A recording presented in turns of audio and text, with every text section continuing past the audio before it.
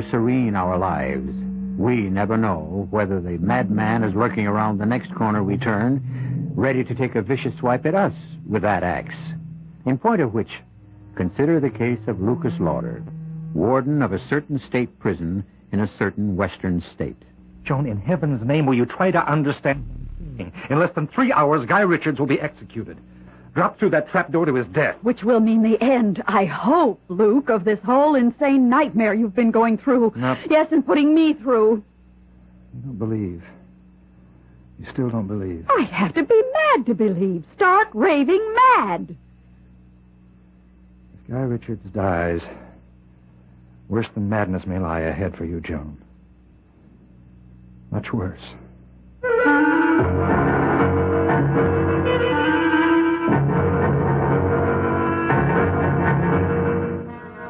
Our mystery drama, The Strange Case of Lucas Lauder, was written especially for the Mystery Theater by George Lauder and stars Robert Lansing.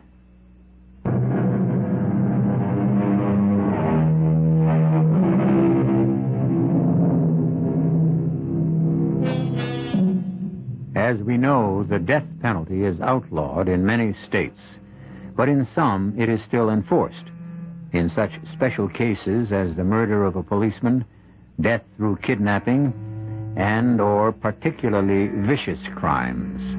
Our story begins in just such a state, in the condemned cell of that state's prison. You sent a message you wanted to see me, Richards? And, thank you, Warden. Thanks very much for answering it this quickly. Won't you sit down? What is it, Richards? I want to discuss my case with you. There's nothing to discuss. You were legally tried, legally convicted. If you think there's something I can do to save you... Oh, no. There's nothing like that. Warden, I was guilty. I freely admitted murdering those women, all 4 of them, and mutilating them with a butcher knife. No. The name the newspapers gave me was well-deserved. Guy the Ripper. All right, then what is it you want to see me about? Warden, hasn't it ever struck you as odd, curious, that someone of my breeding and background could be guilty of 4 such horrible murders?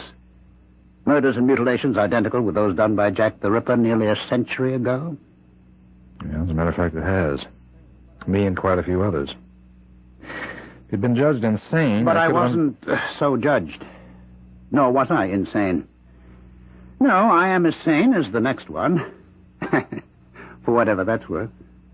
Richards, I'm a very busy man. And prefer to spend as little time as possible in the company of anyone as vicious and depraved as Guy Richards. Yes, I know. But that's exactly why I asked you to come and see me. Warden, before very long, you're going to be spending all your time in my company. I don't blame you for looking puzzled. Let me explain.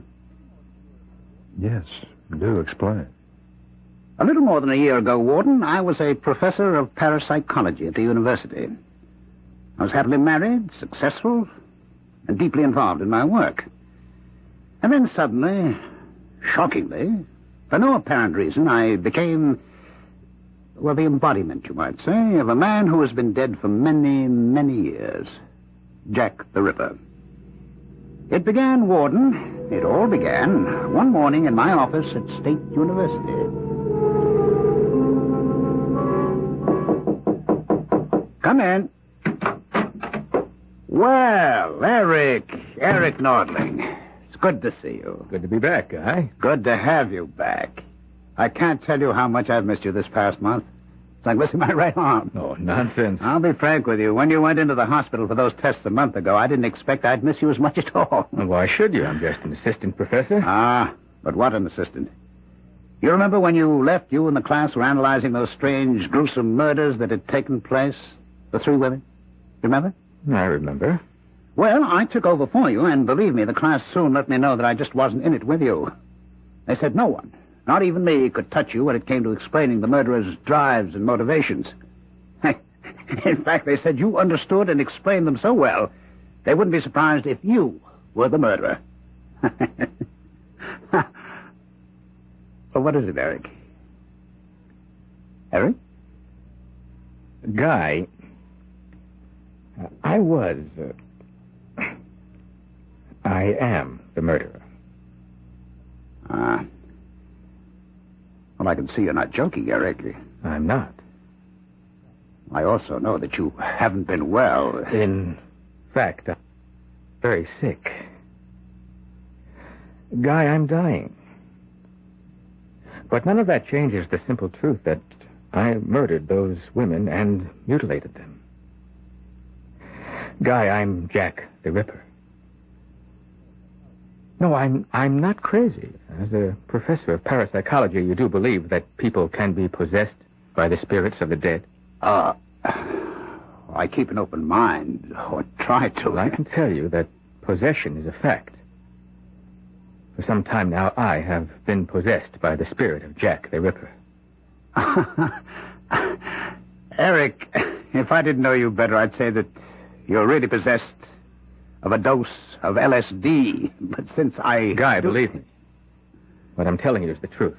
Believe me, because you're about to become Jack the Ripper. Eric, you're ill. I can tell from looking at you. You're seriously I ill. am. I'm dying. I told you that. They've given me less than 2 months to live. Oh, Eric. It's terminal. In less than 2 months, I'll be dead. And the day I die, the instant I die, the Ripper's spirit will leave my body and enter yours. You don't believe me, do you? Of course not. Well, then I'll have to prove it. You've taken your penknife out of your pocket, and you're opening the blade. Well, yes, to clean out my pipe. What's so unusual about that? Does your pipe need cleaning? Well, no, but, You acted on impulse. Sudden, inexplicable desire. Desire to hold a knife in your hand. Oh, now, of all the senseless... It isn't senseless. And if you think so, try to put the knife back in your pocket. Well, go ahead. Close the blade. Put the knife back in your pocket. Well, I haven't done what I intended to do, clean out my pipe. Is that what you intended to do? Oh, in heaven's name, Guy, be honest with yourself, is it? No. Now, what do you intend to do with that knife? What do you want to do with it? I want to kill with it. To strike and slash. What is this? What? It's Jack the Ripper. Using your body. You needed proof, and I just gave it to you. I took possession of you for a few moments. But when Eric Nordling dies, I'll become Guy Richards. Till he dies. And after that... Oh, no, it's madness. You deny you felt an overwhelming urge to strike and slash? No, but there's got to be some explanation. There is. You can pick up your knife and put it away. Or clean your pipe. If you really want to. Well, Warden, those were Eric Nordling's words. Almost his identical words. Just before he told me what I'm about to tell you. Mm-hmm. That I'm about to become Jack the Ripper. The day, the instant, I die. Yes. Is there anything further you want? Now, wait, don't go. Now, look, Richard, your time is short, and Yours is. And I want to do everything I can to make the next few days easy for you. But when it comes to listening to the kind of story you just told me, I haven't the time. You don't believe it either, huh? Even I didn't. With all my knowledge of the occult, the psychic, I couldn't bring myself to believe in anything so impossible. Seemingly impossible. Nutty is the word. You think I've gone a little, what do they call it here, stir-crazy? No, you haven't been in long enough for that. I'm not calling it anything. I'm not thinking anything. Look, you wanted to get something off your chest, you got it off. Now, I'll be going. No, please. Richards, I don't Listen have time. for just 1 minute more. At 6 a.m, 2 days from now, I'll be hanged for murders every bit as revolting as those of Jack the Ripper. Because I am Jack the Ripper. This body, you see, is the body of Guy Richards, once respected university professor. But the spirit that inhabits this body, well, I am, I assure you, Jack the Ripper.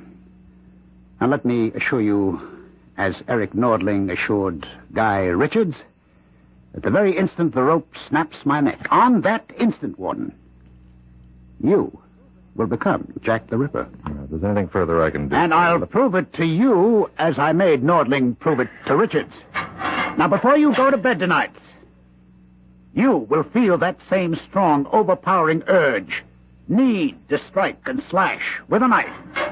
Before you go to bed tonight...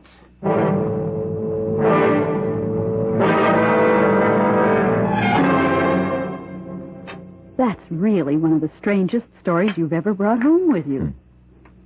More potatoes? Mm-hmm. Thanks. It's funny, though. What? Well, and don't ask me why I did this. I certainly didn't believe a word of Richard's story. Not a word, but I guess curiosity got the better of me. What? Well, I checked at the university. Richards did have an assistant named Eric Nordling, and he did die when Richards said he did. Doesn't mean anything. And still, that part of Richard's story was true. Joni, what do you think? What do I think? Well, you're kind of interested in that stuff, yoga and astrology and the psychic and all Oh, that. not really. Yeah, but you do have an interest. And not a serious interest. Still, what do you think? I think I'd like another piece of roast beef. That's what I think. Okay. I'll try not to be so heavy-handed this time. Oh, you weren't heavy-handed. Just slice it a smidgen thinner, that's all. Just a smidgen. Smidgen it is, and easily done with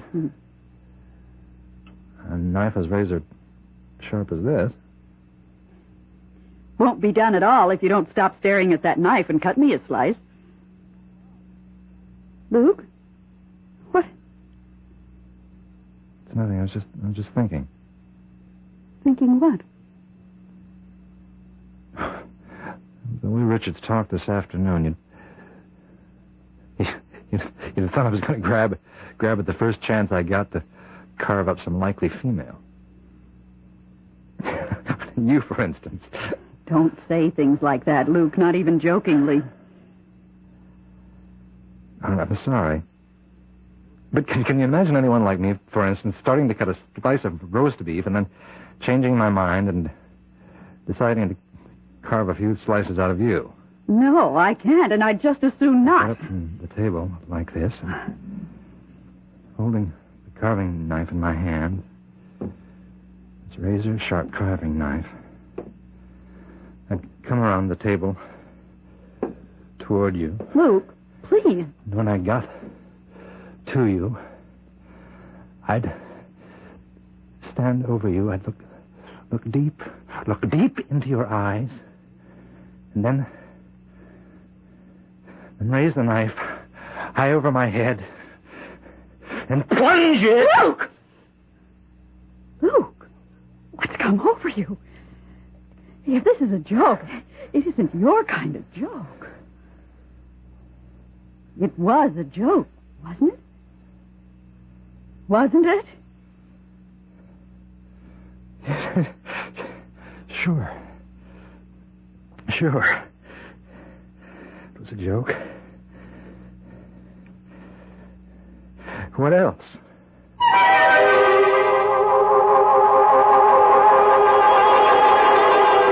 What else, indeed? What else could it be? It could be what Warden Lucas Lauder knows it was. No joke at all.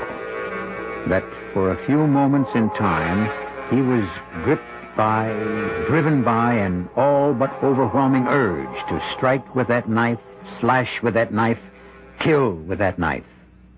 I'll return in a moment for Act 2.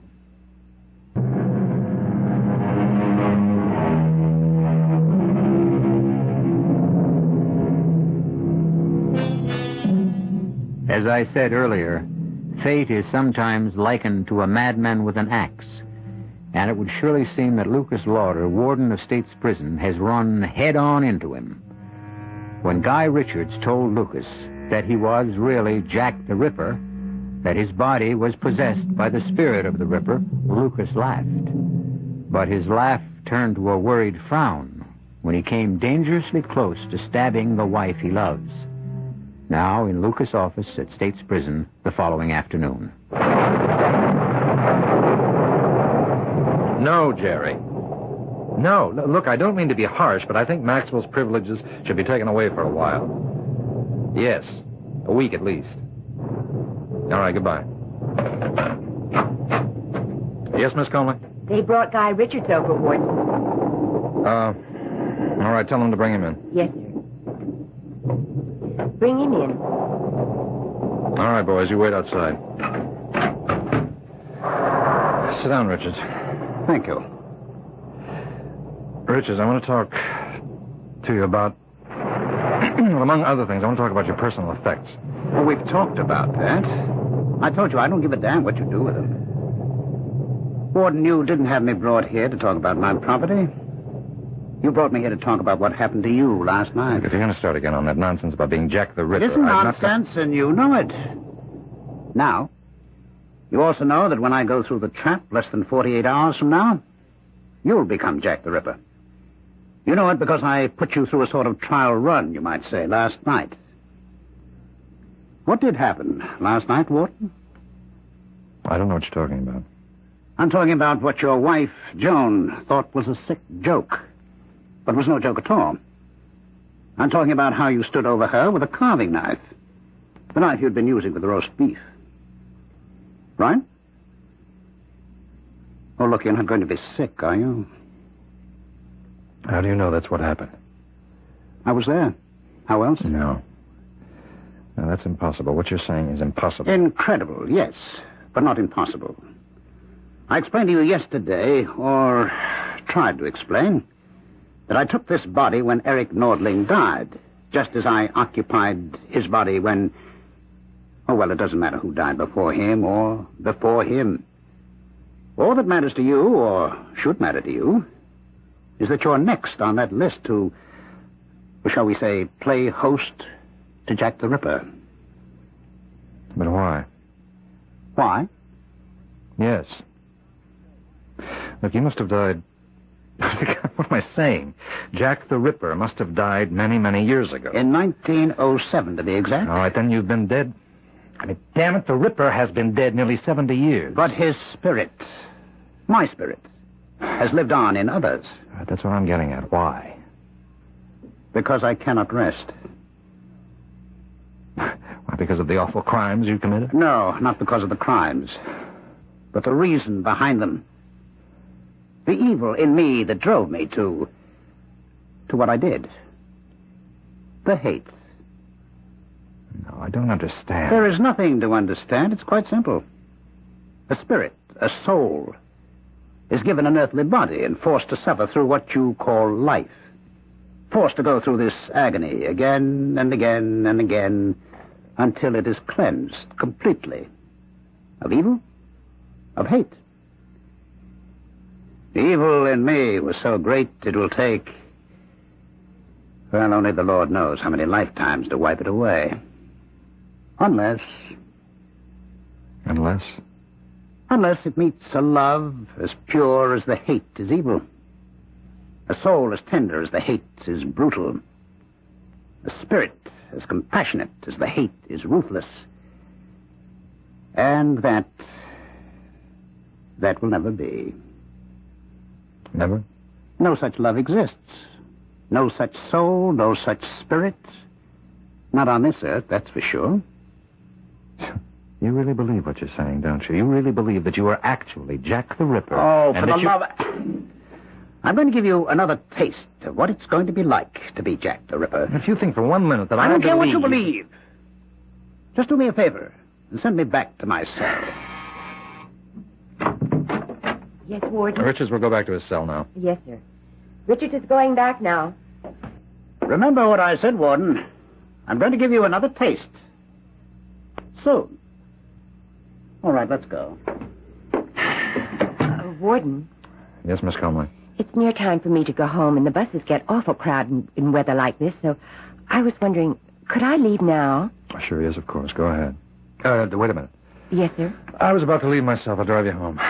Oh, no, sir. I couldn't take you out of your way. No, it's not out of my way. But not much, anyhow. Well, if you're sure it's no trouble. It's no trouble at all. It'll be a pleasure.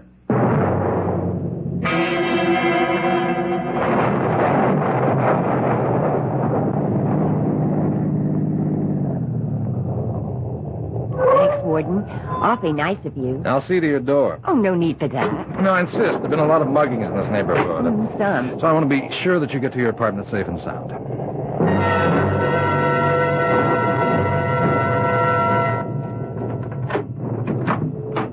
Well, thanks again. You're awfully kind. That's not at all, Miss Conley. I wonder if I might use your phone. Oh, sure. Just call home, let my wife know I'll be a little late.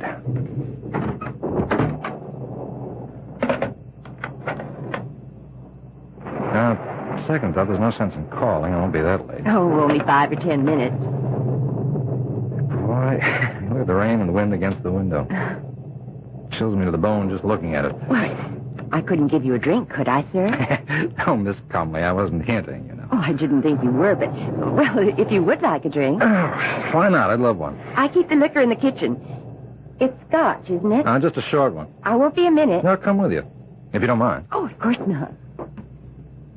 Never been in your apartment before. I'd like to see how my secretary lives. Oh, not very fancy, I'm afraid. It looks nice. It's comfortable. You live alone? Yes, I tried living with someone else, but it just didn't work out. Here you are. Yeah, thanks. That's good scotch. Glad you like it. Where'd you get those knives? Knives? Yeah, the knife set on the wall. Oh, those are... I don't know. I've had them so long. Why? Oh, I like knives. Good ones, that is. Those look good. Do you mind if I... No. Be my guest. It's beautiful. Beautiful. Feel that edge. You don't often see knives kept in this good condition. This sharp. It's no thanks to me. I just use them, never sharpen them. Razor. Sharp. Fit in the hand perfectly. Those are the most beautiful knives I've seen in over 70 years. Jane.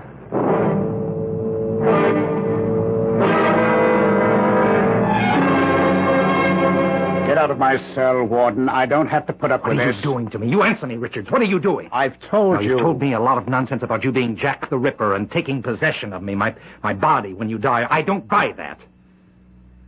But you're up to something. You've done something to me. And I'm not leaving this cell till you tell me what it is.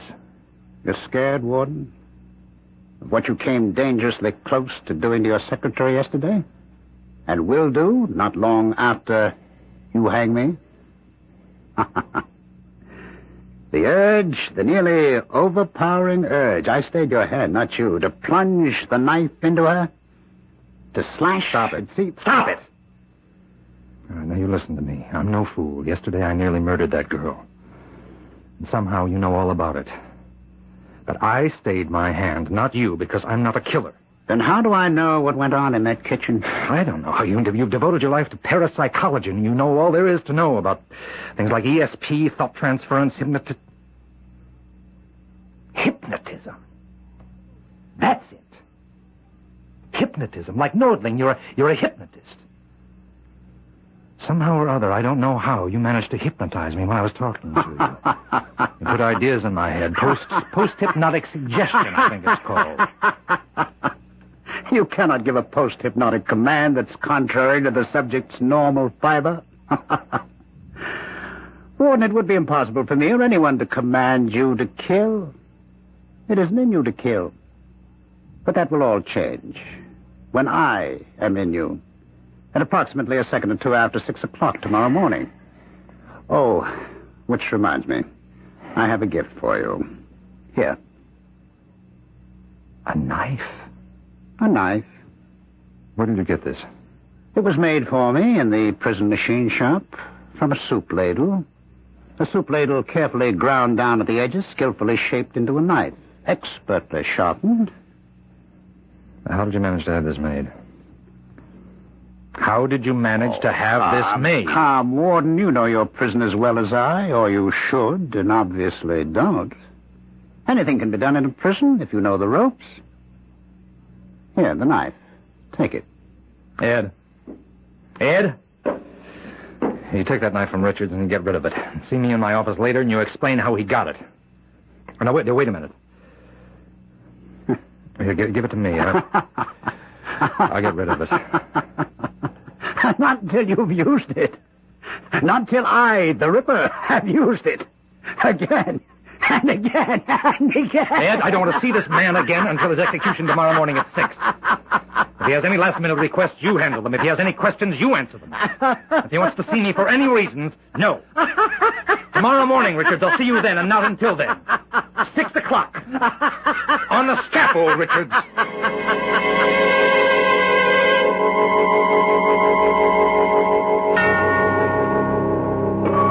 On the scaffold, when the noose will be tightened round the neck of Guy Richards, the trap will be sprung, and he'll plummet to death. Or will it be life? Another life to be lived out in the body of Warden Lucas Lauder. I'll return shortly for Act 3.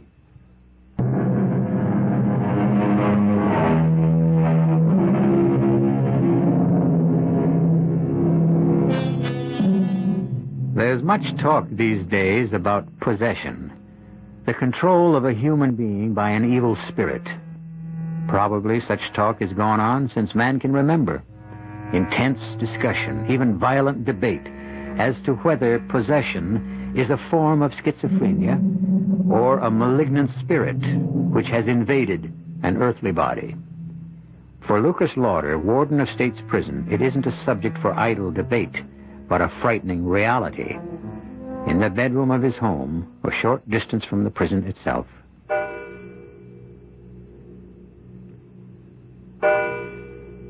Luke? Go to sleep, Joan. Oh, I know it's impossible for you to sleep the night before an execution, but this time there's something else. Yeah. Joan, I'm scared. Of what, dear? I haven't just been sitting here in this chair watching you while you slept. Yes? I've been fighting an urge. A powerful urge to kill you. Kill me? Yeah, with this. Where did you get that?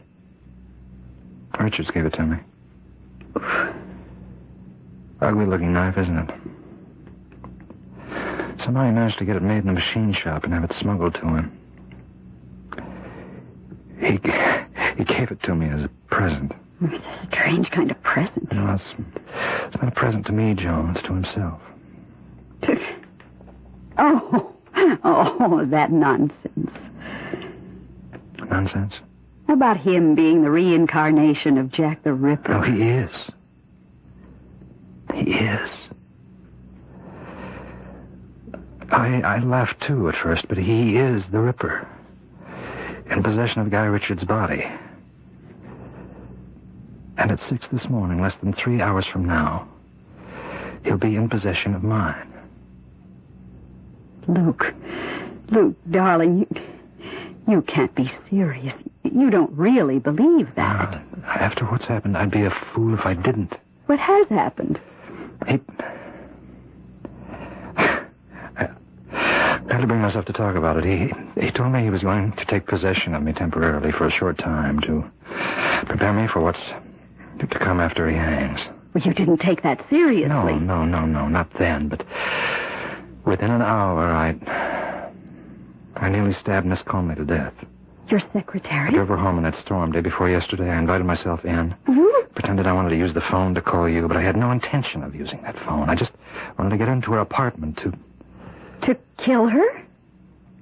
I didn't know it then. I didn't know why I tricked my way in, but... Well, then I sort of led her into offering me a drink, and I went with her into the kitchen where she keeps the liquor. While she was making the drink, I noticed a set of knives, kitchen knives, on the wall. I pretended to admire them, and I took one to examine it only. I wasn't examining it. I was thinking...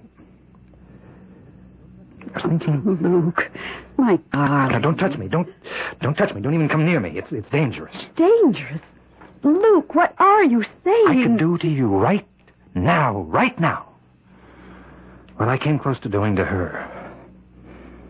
The urge was powerful then, but it's even more powerful now. It's almost as if the closer I get to Richard's hanging, the more the urge grows inside me. Luke. I don't have any control. Joan, no control anymore. This knife, I gave it to the guard to get rid of. No. I started to give it to him, and then I changed my mind. I was forced to change it by a power stronger than me, and so I kept it and brought it home. I've been sitting here for hours holding it in my hand, fighting off a terrible obsession to kill you with it. Oh, my poor darling, to think what you've been going through, and I never knew. How can you think of me when you're the one who's in danger? Well, because I don't believe I am in danger, not from you. John, I just told you. I don't care what you told me. I care about what I know, and I know you love me. Oh, yes, I love you, but He'll be dead in a few hours. Dead! And all this business about his spirit possessing you, I don't believe it. I tell you, I came close, that close, to killing Miss Coleman. And killing me, you say. But you didn't. But next time... There won't be a next time, because once Guy Richard dies, his power over you will be ended. Oh, Luke, don't you see what's happened to you? Yes, I see. He's possessed me. Nonsense. I can give you... I don't know how many reasons why it is just plain nonsense. All right, give me just one. I've read a lot about Richards in the papers, and you've told me a lot about him. He's a skilled hypnotist. I don't know much, if anything, about hypnotism, but it seems to me that he could have brought you under some kind of hypnotic influence. No, I can't believe Another thing I know about him, his personality is strong, overpowering, viciously overpowering. Just talking to someone like that, being near him, could do strange things to a person. No, I don't care how many reasons you can dress up. I know what I know. I know what I've got to do. What? I've got to stop the execution. Luke, you can't do that. Well, I can try. It's my only hope. I've got to stop that execution. I've got to save him to save myself. I know it's only 4 a.m, but this is a matter of life or death. You get the district attorney out of bed. I'll wait. Luke, try to pull yourself together. Telephoning the district attorney at this hour? What are you going to say to Hello, him? Mr. McGowan? I'm sorry to wake you at this hour, sir. Thank you, yes. It is urgent. I want to stop the execution of Guy Richards at 6 this morning. On what grounds? I have reason to think he's innocent. No, sir, there's no proof. No real proof, but... Look, McGowan, I want you to call the governor if necessary. McGowan, I beg you, right? Yes, I see. Well, in that case, I'll phone the governor myself. Luke, darling, you can't phone the governor. Operator, this is Warden Lucas Lauder of State's Prison. I want to put through a call, an urgent call to Governor Morris at the state capitol. And hurry, please hurry. Well? He refused. Well, you couldn't expect... No, I didn't. I hoped against hope. I'd better get ready. Richards has less than an hour to go. And so have I.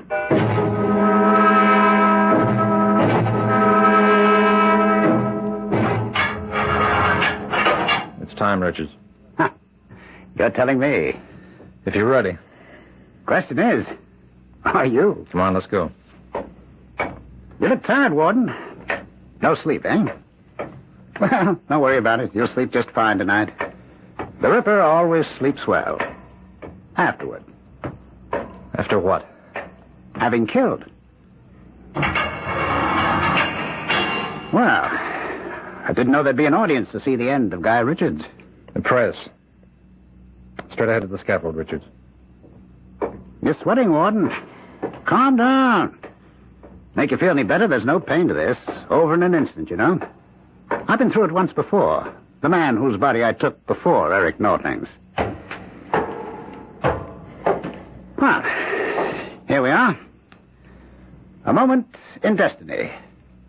For us both. All right, Ed. Oh, do we really need the hood? Well, yes, I guess we do. Spare the feelings of our audience. Go ahead. Just, one thing to say, Warden, before you pull the trap. Yes? This isn't goodbye. I'll be with you again. Soon.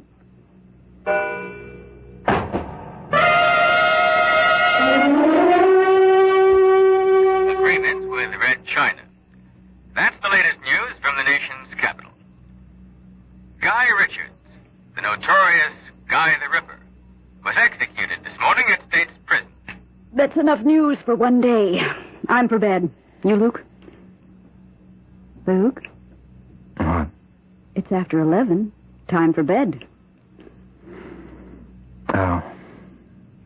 Yeah, Joan, Yes, dear? where did you put it? Put what? The knife. I mean, don't look at me as though you didn't know what I was talking about. The knife Richards gave me. I know what knife you're talking about, but I don't know why you're asking me where I put it. You didn't take it? I put it in the top drawer of this table. You saw me put it there. I put it there so you could get rid of it. You didn't? No. I can't believe you'd take the chance to... You didn't. The knife is here. Yes, it is. Look, I gave you a chance to get rid of it. Why didn't you? Why didn't you? If you wanted to be rid of it, why didn't you simply throw it away? I don't know. I think I do. You were testing me, testing my love for you. Testing your love? If I had done what you thought I'd do, it would have shown that my love for you isn't as strong as I said it was. And it's quite possible you really might have tried to kill me. You could always get another knife. Yeah, but thanks to you, I have this one. Then use it, if you can. What? Luke, we're going to come to this sooner or later. I don't know how Guy Richards persuaded you he was Jack the Ripper, and that he would possess you once he died, but he did.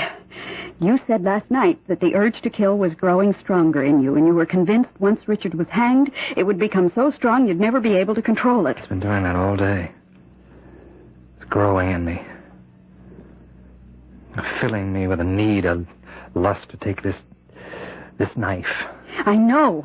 And unless this obsession of yours is smashed now, right now, you'll kill. Sooner or later, you will kill. Well, if you're going to do it, do it. Do it. And get it over with. You're taunting me. You're taunting me because, like all women, you have contempt for me. I love you. Oh, you're lying. You don't love. You don't know the meaning of love. Hate? Oh, that's something else again. That's something you know all about. You think I'm not on to you, all of you? Let me tell you something. I've spent months, years watching you and the likes of you. Luke, boy. Playing your little tricks, luring men, and... Oh, don't think I didn't see you today, this very day in Leicester Square, flaunting your charms. Leicester Square? Leicester Square, Piccadilly, Fleet Street, wherever you could sell yourself. Luke, now snap out of it.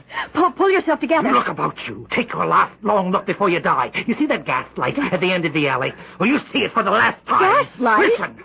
You hear the carriages and the coaches, the horses, for the last time. And then feel the point of this knife against your throat.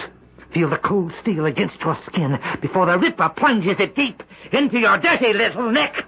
Plunges it now! I can't. I want to.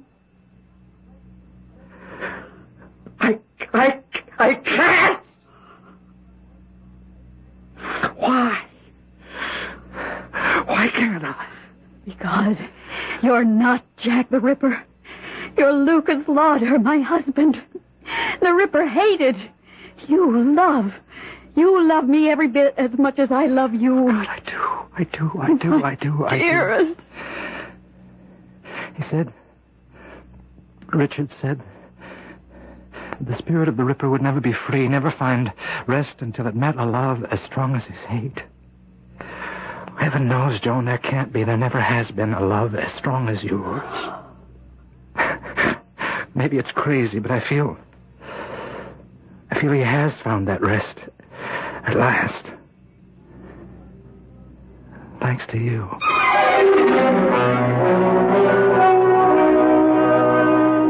Well, if you're puzzled by this strange happening to Lucas Lauder, you've got nothing on me. Did Guy Richards in some way place Warden Lauder under an hypnotic influence? Did Richards believe he was truly Jack the Ripper? Was he? What do you think? I'll be back shortly.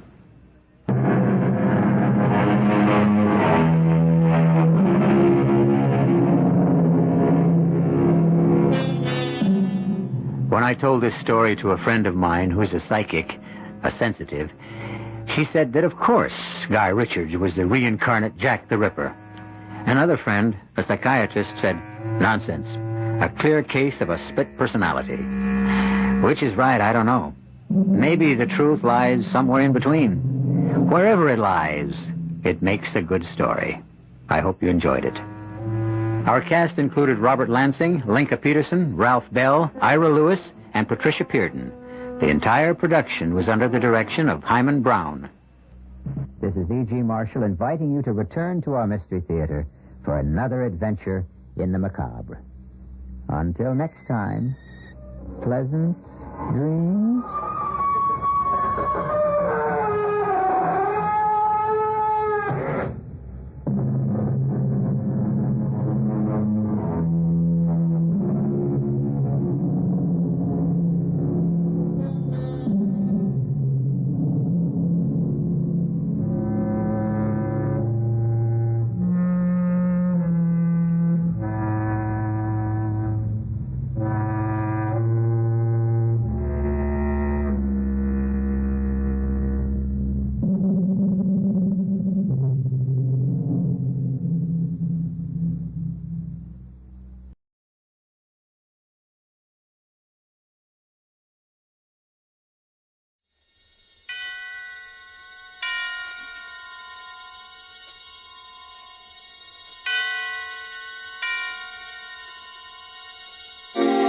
Suspense.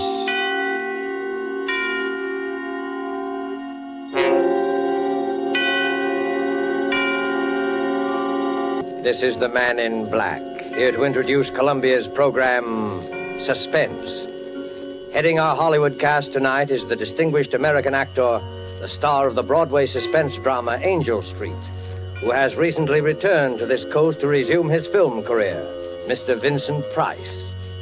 Tonight's suspense play, which presents Mr. Price, and which is produced and directed by William Spear, relates an episode of recent years in the unfriendly Nazi capital of Berlin.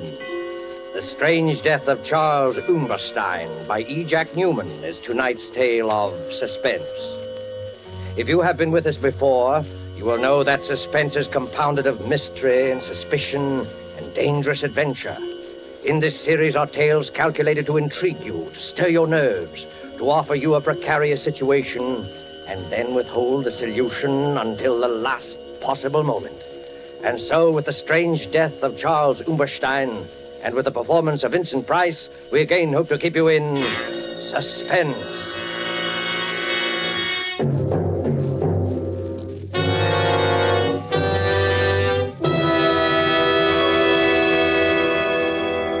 I was infuriated to think I had been trapped.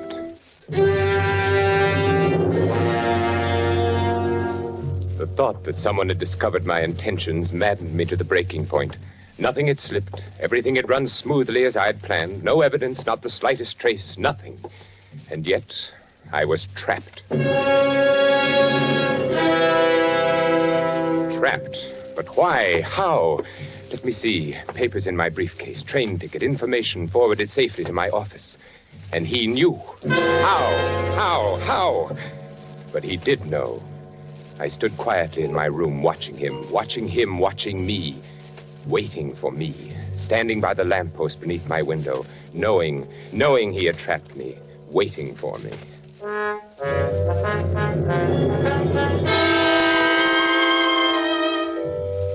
I recognized him almost immediately. Captain von Hind. Once before I had seen him briefly in Herr Miller's office. I had been working on some corrections. Herr Miller was escorting him through the plant on an inspection tour. They stopped for a moment outside my office. I glanced up as Herr Miller gestured my way through the partially open door. Aha, Herr Hauptmann. Das ist unser neuer Architekt. So, ist Ihr neuer Architekt. Well, here it was. They were talking about me. My heart stopped. He was explaining how I had been recommended by the Führer himself, my qualification. They continued on their tour. Herr Miller explained later when I went to his office. Aha, Umberstein, there you are. Herr Miller, you sent for me? Yes, Umberstein. This morning, when Captain von Hind and myself passed by your office, I knew it was you. You knew it was me? Yeah. Captain von Hind is head of Gestapo intelligence in this area. He was conducting a routine inspection this morning, and it was he who suggested that What? Well, since your recommendations were by the Führer himself... Yes? Your work here has been excellent. I knew you were the man when I passed by today. My work? Huh? Oh, no, of course, not that.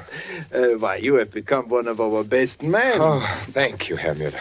No, this is it. Yes, Herr Miller. Through various posts, we are releasing more prints on munitions areas in this country and other countries. Huh? You are to be in complete charge of their release from the war. I understand, Herr Miller. As a citizen of the Reich, I am greatly honored that I have been given such an opportunity. An opportunity to show your loyalty. An honor. I will give you the combinations. You will see that no other person enters the war. Of course, Herr Miller. One moment, Umberstein. Yes? I think I should tell you that a few months ago, in one of the neighboring plants, the Gestapo apprehended a spy. Yes? He was working for an enemy espionage service, found in possession of certain vital documents which he had access to in his work. And what did they learn from him? Well, many things. He was reluctant to speak at first, but it's difficult to hold out indefinitely. Well, he finally gave them enough information to locate other agents who had filtered in. It was well he was detected, then. Oh, yes. The Gestapo is still on the alert for some of his co-workers, still expected to arrive. Of course, they are ignorant of his confession and his fate. So, Herr Umberstein, I must warn you to take all the necessary steps against the possibility of espionage. We cannot be too careful. I shall be careful. In you, Umberstein, is exemplified the efficiency of the Third Reich.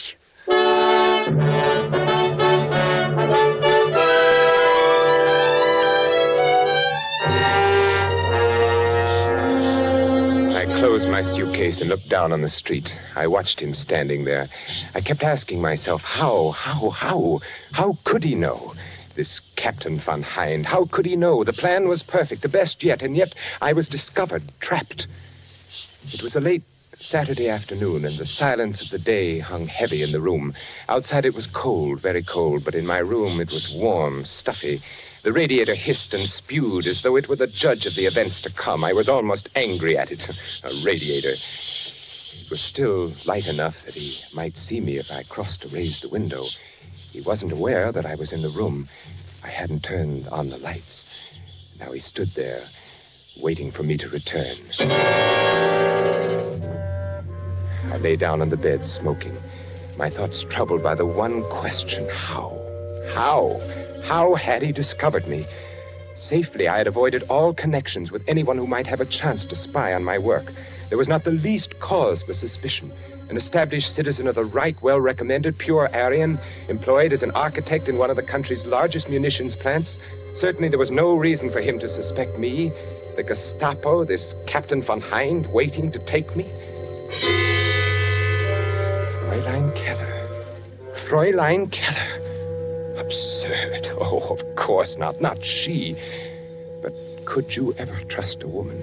Fräulein Keller. Did I give her any reason at all?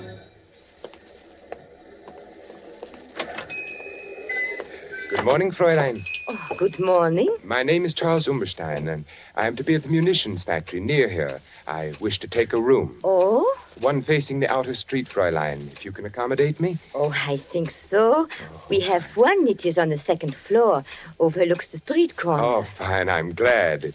It looks comfortable here. Small and comfortable. Oh, yes. You will like it, I'm sure. I am the owner and manager here. Fräulein. Sign here, please. Yes, of course. There you are. Thank you. Otto, would you show Herr Umberstein to his room?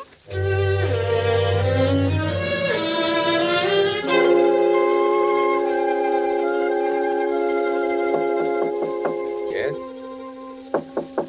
Yes, who is it? It's I, Fräulein Keller. Oh, just a moment. Yes, Fräulein? I have brought you some extra blankets. Oh. You may be cold. Oh, that's very thoughtful of you, Fräulein. And Herr Umberstein, down the street, a little cafe. You may find nice meals and a little music, too. Oh, wonderful. I am indebted to you, Fräulein. Oh, but you are my charge. I look after my guests. It is my job. Oh, that is most kind, Fräulein. Herr Umberstein, yes.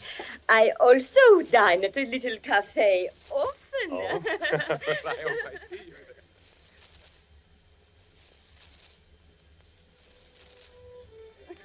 Here's to you, Fräulein, for your wonderful hospitality. Oh, to you, Herr Umberstein. Fräulein, it's growing late. I must be off. I have a great many things to do tomorrow. Oh, and so do I. Oh, it has been a wonderful evening. Wonderful. Yes, wonderful. Here's your coat.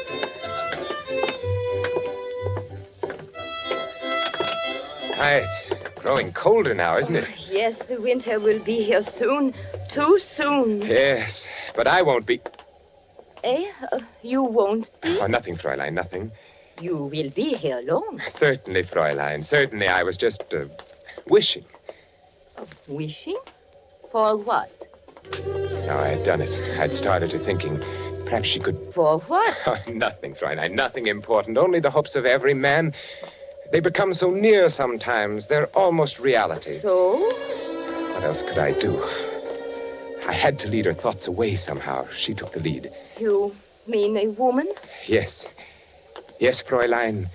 You. Oh, but we have known each other for such a short time. Only 2 weeks. That's true, but I've been aware of you for a longer time, though I've just met you. Oh, Herr Umberstein, Charles. Oh, Charles?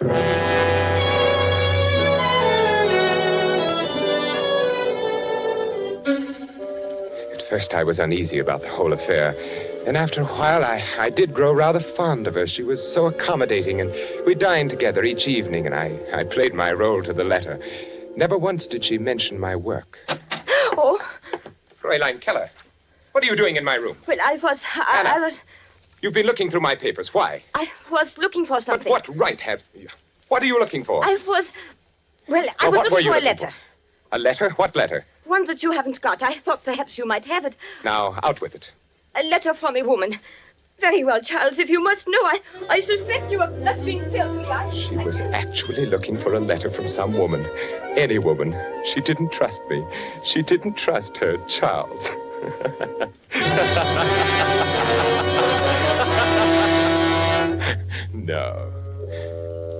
No, it couldn't have been Fräulein Keller. Who then could it have been? I walked over to the window and looked down at the figure who so patiently kept his vigil there. Captain von Heinz, waiting. Why? There had been something wrong with the passport, but no, that was perfect, not the passport. All passengers will report to the trainmaster for passport examination. Yeah, all in order. You can take your luggage to Berlin. Yeah, this way. Next. Next. Here you are. Name? Charles Umberstein. Residence? Berlin. Nationality? German. All in order. Picture, luggage, all in order. Thank you, trainmaster. You must be careful, you know. When may I catch my train for Berlin? It should be by any moment. Next. As I stood there in the shadows waiting for my train, I examined my passport again, as I had done 100 times before. No one would have any reason to doubt anything so genuine as that. All passengers for Berlin! All passengers for Berlin! Guard, must we stand passport inspection again? Yeah. Army intelligence will accommodate you on the train. Jawohl.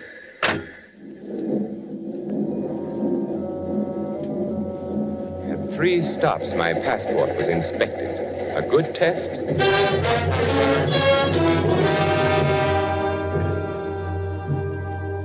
If the passport had been suspected or investigated, it would only prove that I was Charles Umberstein. I had come by the passport through Hans. At the time, Hans was employed as an Austrian customs inspector. This gave him access to many such passports.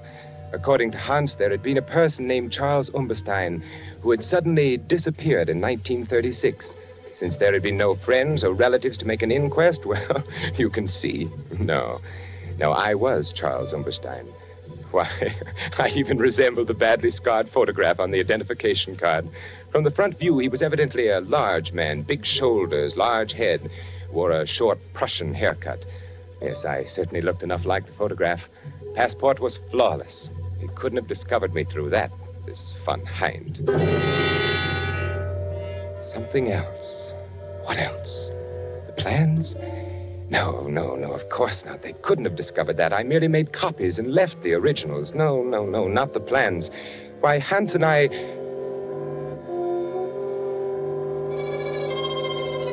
Hans. Oh, no, not Hans. Never. We'd worked so well together. Oh, no, not Hans. A strange, silent boy, perhaps, but surely... That night in 1936, when he gave me the passport, he was our man in Austria, but... Strange things happen even to the most loyal. All set, Charles. Then I will not see you again, Hans. Until I arrive, eh? I will be attached to an army ordnance division in the city. You will receive additional information on the first day of each month. From you? Yes. There's a hotel not far from the factory. Here is the address. Fräulein Keller runs this hotel. Yeah. Now, on the second floor in one corner sits a mahogany table. Yeah. On it are a set of silver candlesticks. 4 of them. Beneath the candlestick nearest the right, you may find your information on the first day of each month. It will be written in code? Naturally. Be very careful when you pick it up. I see. And make no effort to contact me in any other way. And can I leave anything I might learn in the same place? Is it safe? Yes. Now, remember, sooner or later we are bound to be introduced, you and I. My duties with the Ordnance Division will, of course... So near and yet so far kind of thing, eh? Yeah, very far. Once inside the city, I'm Oberleutnant Hans Neumann of Army Ordnance, understand? I am Herr Charles Umberstein, architect. Right. Well, time grows short. I must go. Everything checked. Your passport? Perfect. I even resemble the photograph. Look, Hans, don't you think so? Yes, not bad. Very considerate of Umberstein to have looked this way. Tickets? Right here, through to Berlin. I report to Franz Miller in the munitions factory, produce my credentials. He's been expecting me. I haggle a little about the salary, then I accept. At first opportunity, become acquainted with MB plans. And I will see that you are highly recommended from a reliable source. Just as a matter of curiosity, Hans, who will recommend me? Oh, you needn't worry, Herr Umberstein. It'll be good, I assure you. Then goodbye, Hans. Oberleutnant Neumann, if you please. Oberleutnant Hans Neumann. Well, then, my Herr Charles Umberstein, auf Wiedersehen. Wiedersehen. Heil Hitler. Heil Hitler.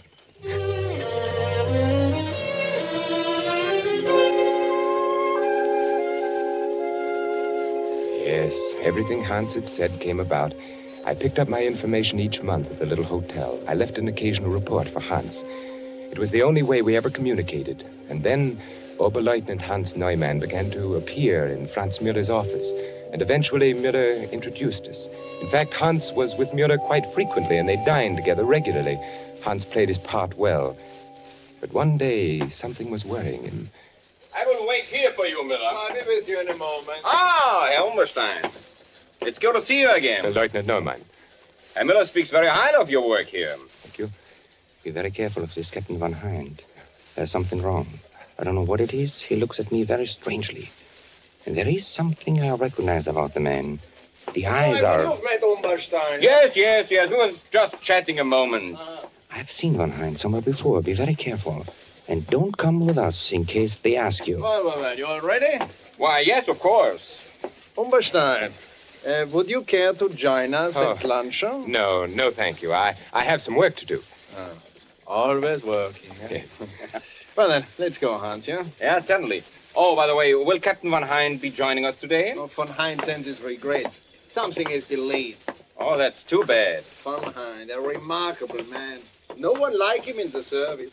No one like him. Goodbye, Lieutenant. Von Hind.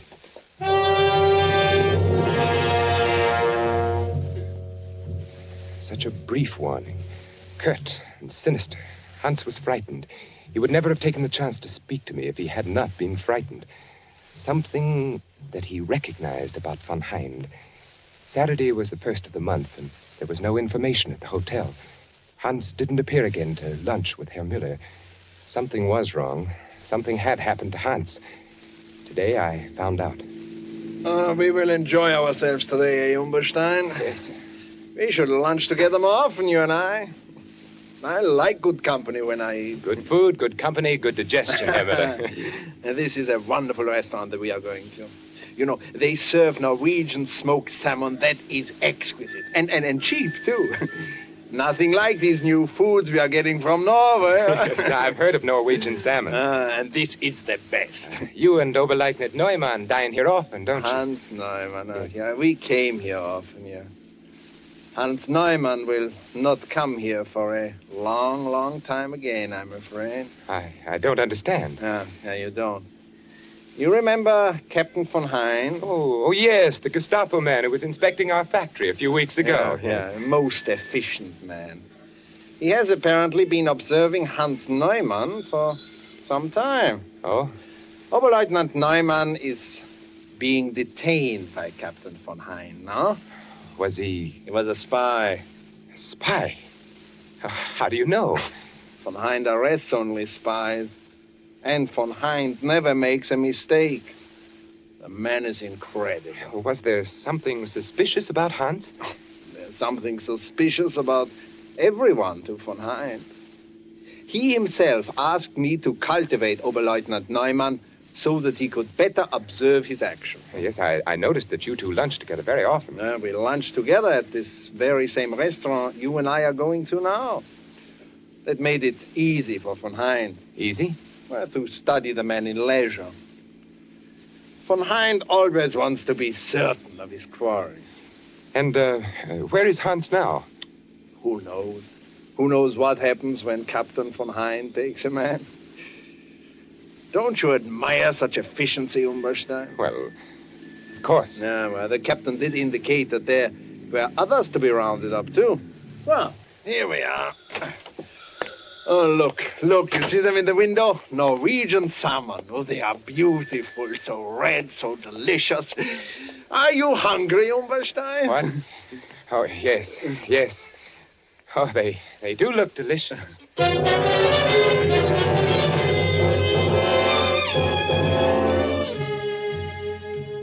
Captain Von Hind.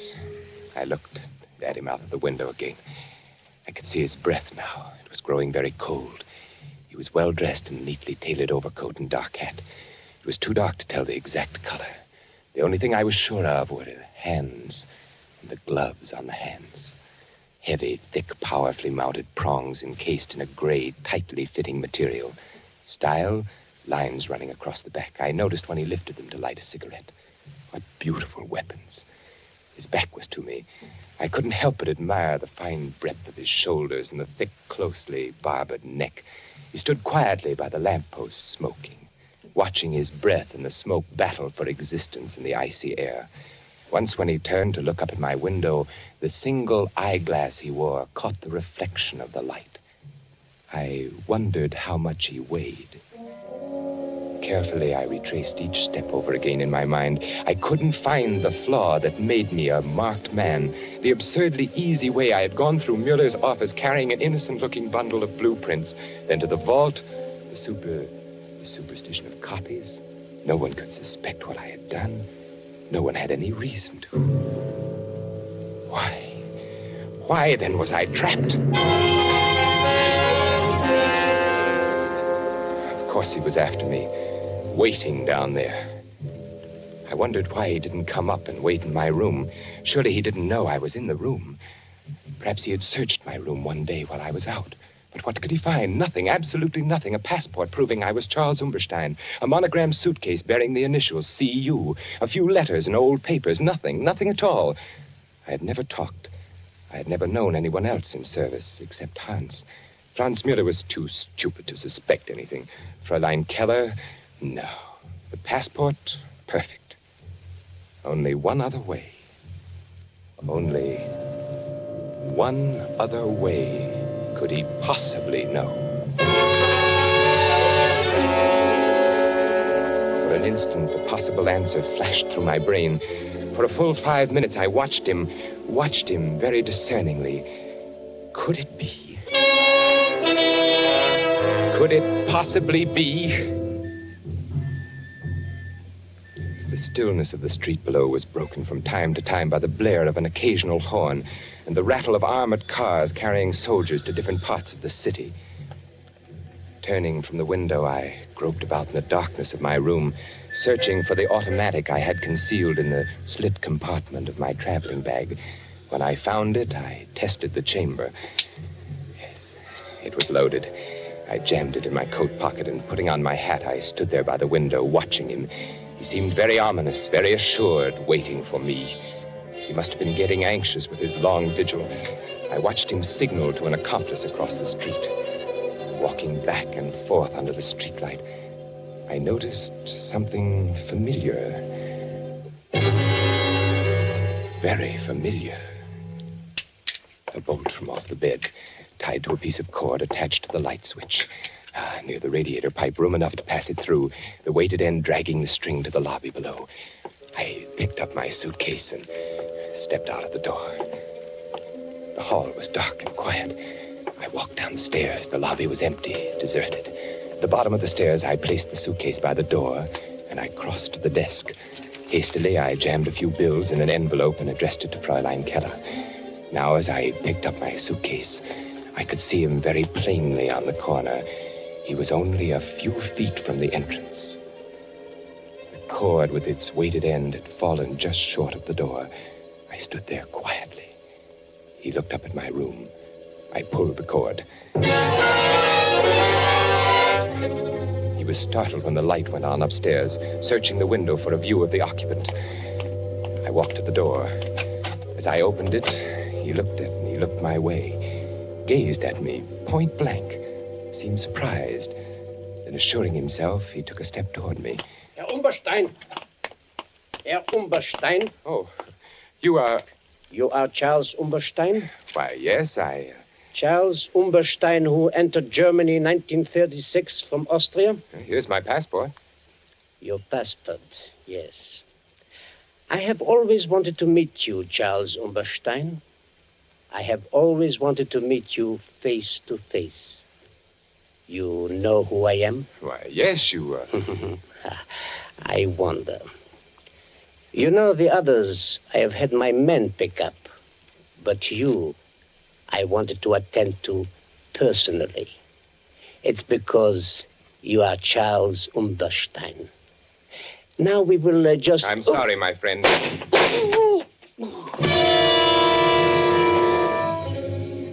He sat down hard on the curb. He looked up at me, mumbled strangely, then fell over with his head in the gutter. His hat fell off, and I saw that his hair was closely cropped. There were other people on the streets. I ran till I was out of breath.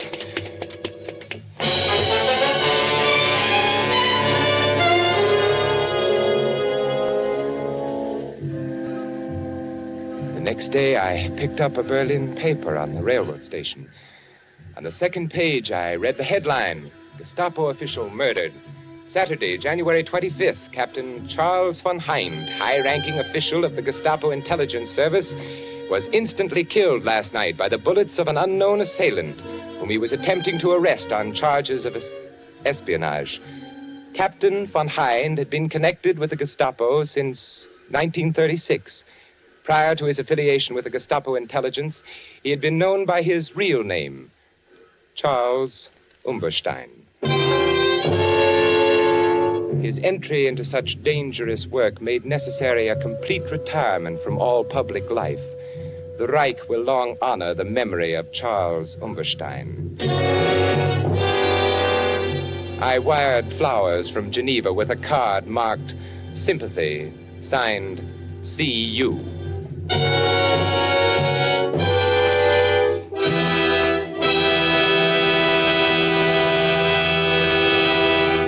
And so closes The Strange Death of Charles Umberstein by E. Jack Newman, starring Vincent Price. Tonight's tale of Suspense. Vincent Price will soon be seen in the 20th Century Fox production, Song of Bernadette. The producer and director of Suspense is William Spear.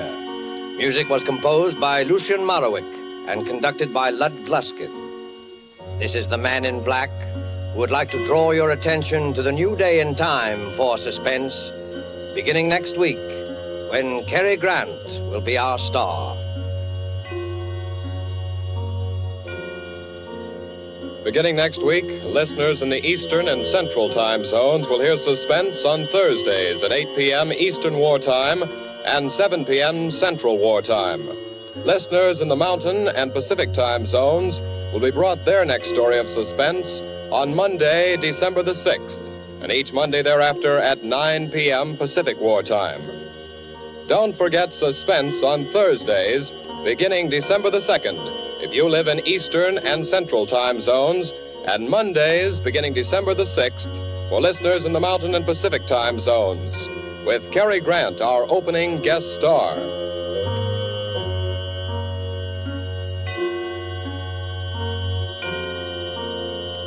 This is CBS, the Columbia Broadcasting System.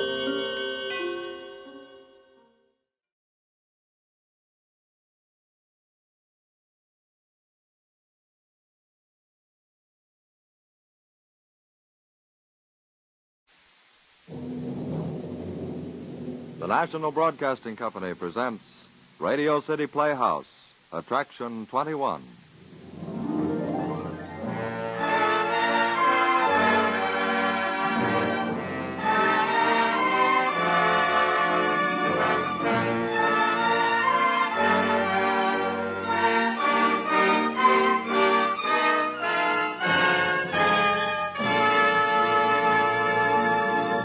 Ladies and gentlemen, here is the author of tonight's play and the director of Radio City Playhouse, Harry W. Junkin. Thank you, Bob Warren.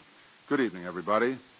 Although this is not by any means her first appearance on our show, we are very happy indeed to welcome Miss Jan Miner back to Radio City Playhouse. It was this talented young actress who opened our series last July 3rd with a sensational performance in a play called Long Distance. So stirring was the impression created by Miss Miner in this play that we repeated it some weeks later. It is, then, with justifiable pride that we welcome her back tonight in response to many, many requests from all across the country. She plays the part of Janet Wood, a role seldom equaled for the depth and intensity of emotion which it requires. Here is Jan Miner in Strange Identity, Attraction 21, on Radio City Playhouse.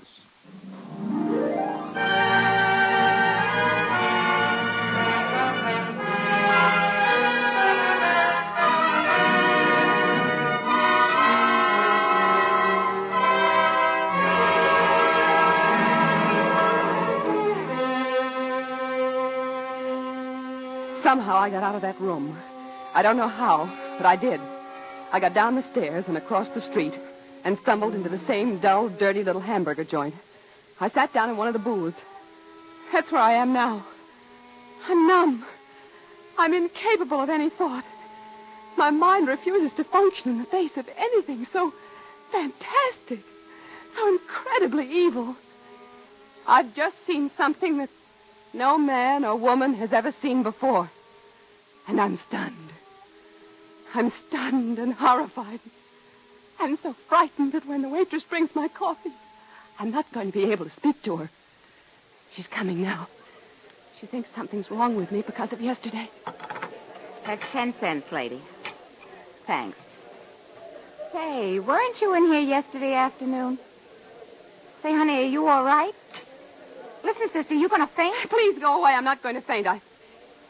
I've got to decide what to do. Yeah? Well, don't do it in here, honey.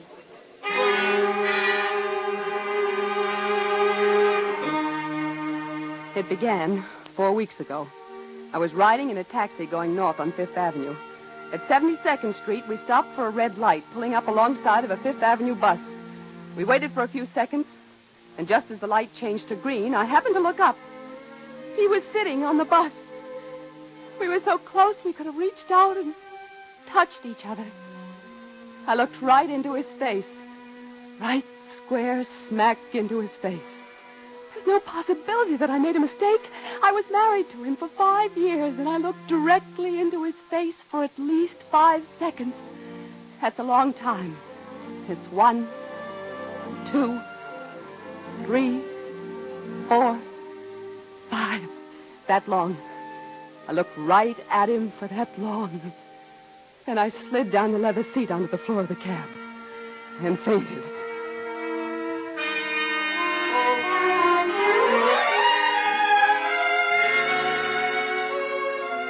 The driver was very kind. Kind, nice-looking boy with a gentle voice. He brought me home. He helped me upstairs to the apartment. Then he went next door and got Grace Henderson to come in and stay with me for a little while. Grace was an old friend. I say was because now she thinks I'm not quite all there. And it's hard for friendship to stand up against that sort of thing. She got me undressed, propped me up on the couch, and poured me a stiff shot of brandy. Grace believes that brandy will cure anything. Drink that, Janet. You'll feel better. Brandy cures anything. Thanks, Grace. You scared the living daylights out of me. Fainting in taxis. What's the matter with you anyway? Grace, hand me Clinton's picture. What? His picture on the table there. Hand it to me. Why, sure, honey. Sure. There. Thanks. You never knew him, did you? Nope. I wish you had. Well, that's war. Yes. It's funny that you know me so well, and yet that you've never known Clint. I don't want to be brutal, Janet, but there's no use brooding over Clint. He's been dead for 5 years, and it's over, and that's that. He's not dead. I know, honey, and it's fine to think of him that way, I but... saw him in a Fifth Avenue bus this afternoon. You what? That's why I fainted. Janet, I took a cab home from shopping. We came to 72nd Street and stopped. We pulled up alongside a bus. I looked up and saw him in the bus. He wasn't more than 3 feet away from me. I looked right into his face. And then I fainted. Janet, baby, you mustn't talk that way. I know it's been tough getting over Clint. I know you were pretty gone on the guy. But, honey, this isn't healthy. He's been dead for 5 years, and you've just got to face it. You've got to stop brooding about it. You'll start seeing him at every street corner. That's the way people start going nuts. You just... I saw Janet, him. Stop it. You're behaving like a... Right into his face. Janet, stop. I did. I saw him. I looked at him for at least 5 seconds. I'm going to call a doctor. Well, you can call all the doctors you like. I saw him. I was as calm and cool as could be. I wasn't even thinking about him. I'd been shopping and had my hair done. Then I looked up at the bus, and there he was. You can call all the doctors in New York, but there's nothing neurotic or double-visioned or queer about this. Janet, baby, it's so easy to be fooled in things like this. You saw somebody that looked like Clint, and just the way the light fell or something, or the shape of his head. I mean, it's so... He's alive!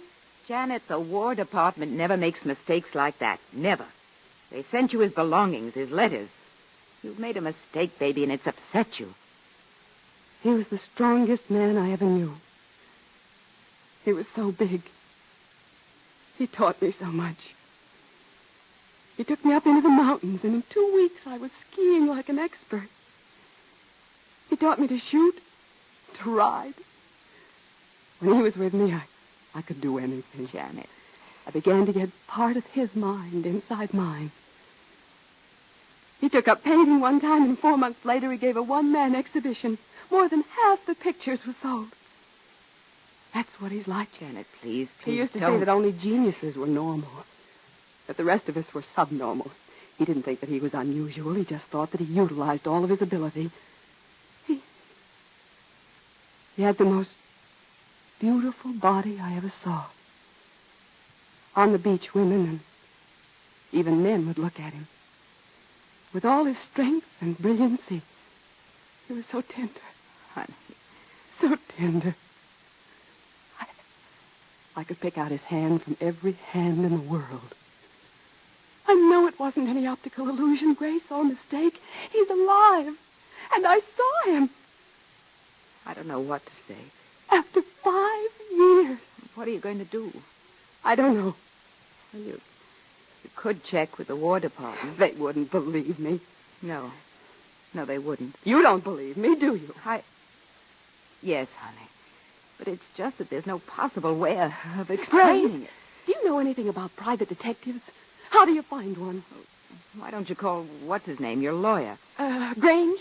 And you'd better get some rest or you'll break up. You look terrible.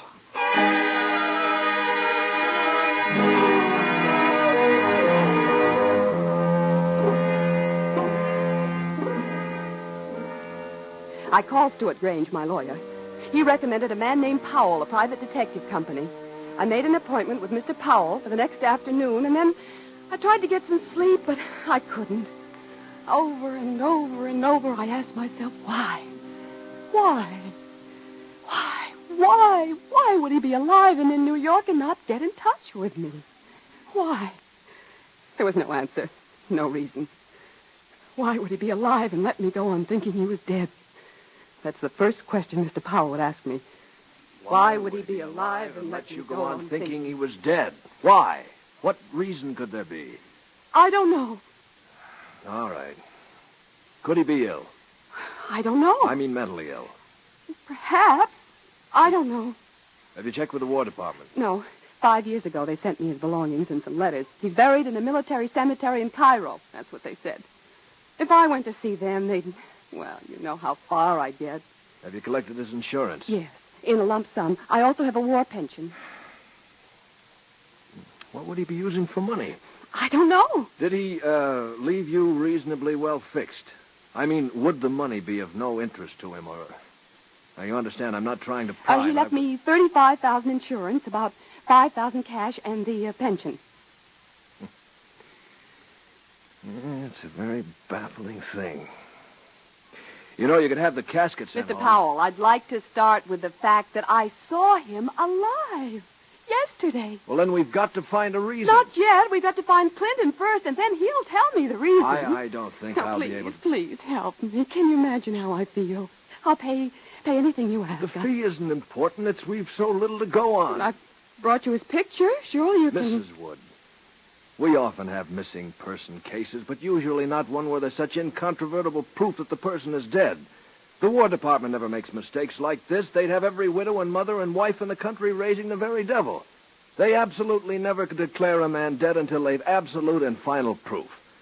I think you've made a mistake, Mrs. Will you Wood. stop treating me as if I were feeble-minded? I saw him, I tell you. Stop talking to me about the War Department. I saw him.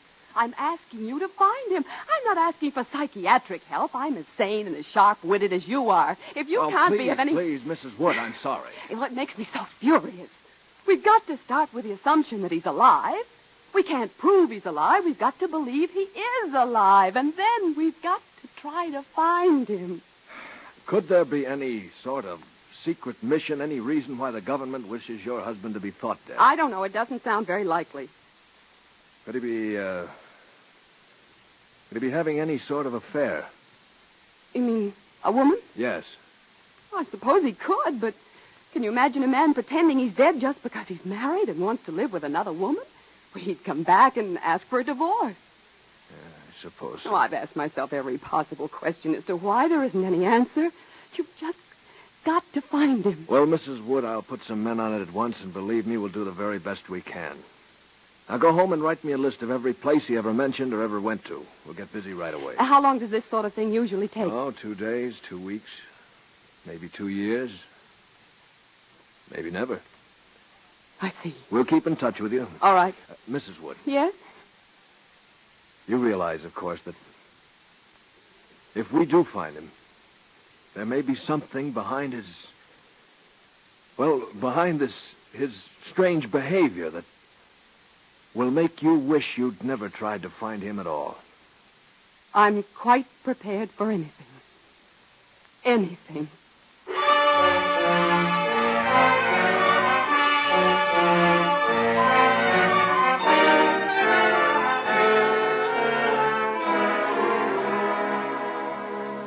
For 3 weeks, I heard nothing.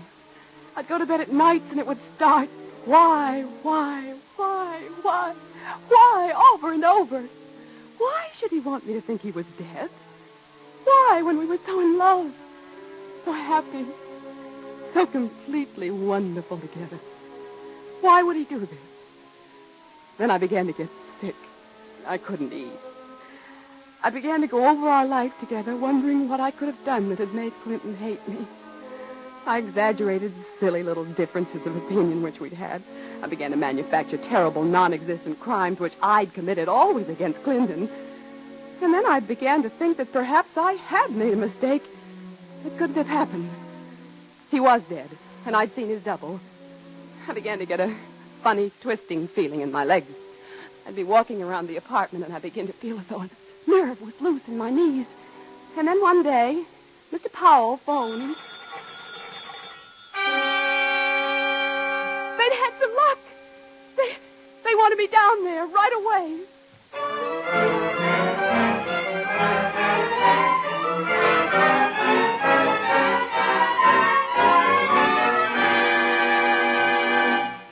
One of my men located him in a cheap walk-up on West 50th Street.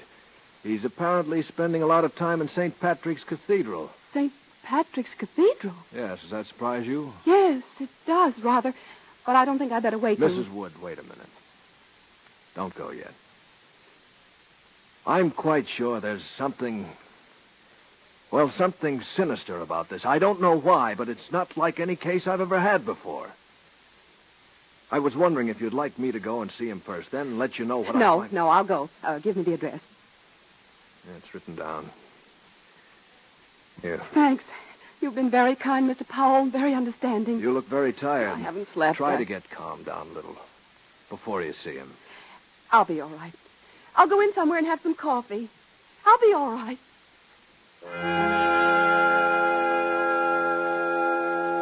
That was yesterday. I came into this frowsy little hamburger place yesterday afternoon. Yesterday, it looked exactly the same way it looks now. And it'll look the same way tomorrow. I came in here because it was right across the street from the address that Mr. Powell had given me. That was yesterday. Less than 24 hours ago. I've got to go over everything very carefully in my mind because I don't dare forget. I don't dare forget anything he said. I came in here yesterday afternoon about 4 o'clock. The waitress thought I was behaving strangely. I can hear the suspicion in her voice. I asked her for a check, and she said, "Why, sure, honey. That's 5 coffees, 50 cents. Listen, dearie, are you sick? Here's $1. No, I'm all right. Well, you don't look so good. I'm all right. Keep the change. Well, thanks, baby. Thanks a lot. And take care of yourself.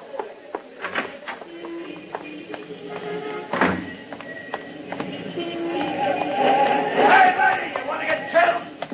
Watch where you're going.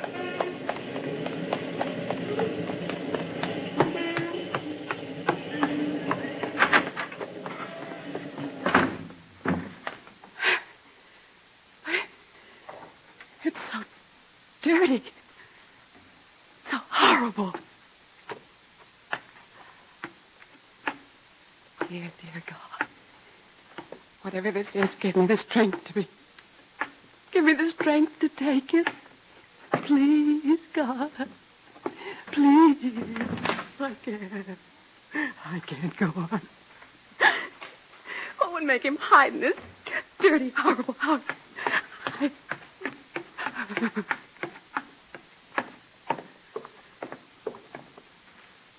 To be. Oh, there's nobody home.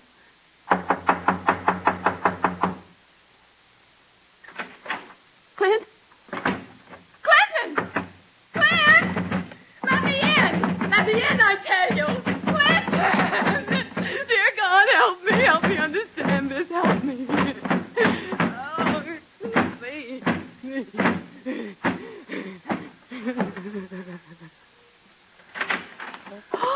Come in, Janet. Don't say anything. Just come in. Please don't say anything. Is it really you? Oh, Janet. Janet. Darling. darling, it doesn't matter. Whatever it is, it doesn't matter. Just so long as you're alive, I don't care. I don't want to hear anything. I just want to hold you like this and not care about why or what's happened. As long as you love me, there's nothing else that matters. Nothing.